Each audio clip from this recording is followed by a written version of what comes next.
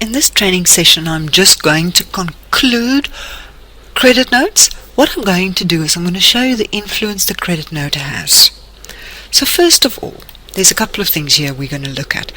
If we go to our data inquiry screen and we select our specific data, you will see here at the bottom that is our credit note.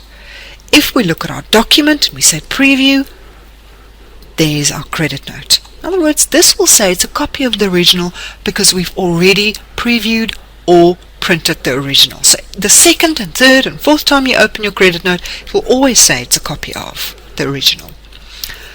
What I want to do is I want to show you the GL audit of our credit note. If we click on GL audit, you will now see that exactly the opposite has happened to an invoice when you process a credit note.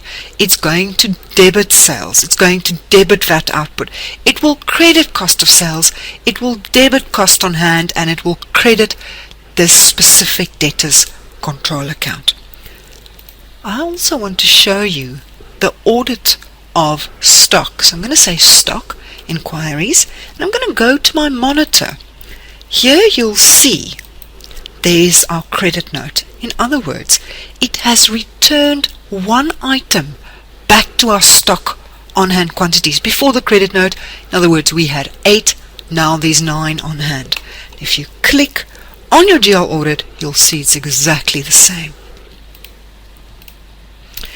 If you just want to reprint your credit note, you can go to debtors inquiries and find the credit note, or you can go to stock recall documents, sort by document or by date.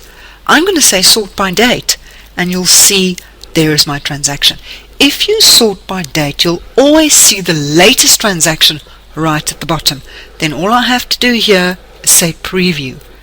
Then I can reprint or email or look at this document. And that concludes credit notes.